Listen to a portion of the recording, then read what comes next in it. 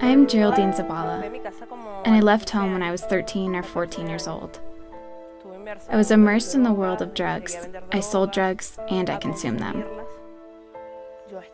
I was in bad shape, and I woke up every morning in the street. I consumed, and I was always between jobs because I worked for myself and I sold drugs. Sadly, because I was immersed in this world, I didn't spend much time with my kids. You live like in a hole because you never get out, and you feel like you never see the light, and every day you feel like nobody is with you or cares about you. Even though you might have your family and husband and others around, you feel like you're worth nothing. I asked the Lord for help.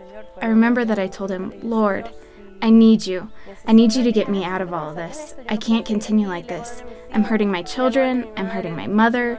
I'm hurting all of my family. Help me. I'm hurting myself." From then until now, I've experienced a great change in my life because he brought me out. He helped me, and just in time. I met Geraldine, or heard of her, a long time ago, when I was an adolescent, and I heard of her problems and her difficulties. Many years later, I became the pastor of this church, and Geraldine arrived at the church broken down with difficulties and problems, and she accepted Christ as her Lord and Savior in this church. It was a radical change. God worked a supernatural change in her life. God speaks to you in ways that you least expect. Sometimes through your children, sometimes a person on the outside. But any person may be sent by God with a message for you. You must be willing to listen to it.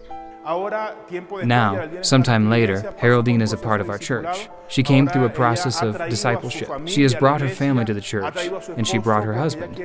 She wants to rebuild her home, and her whole family is arriving at the church because God made such a deep and supernatural change in Geraldine, and now her whole family is attending. She believed in the process found in the book of Acts. Believe in the Lord, and you and your house will be saved. Geraldine is reaching her whole family.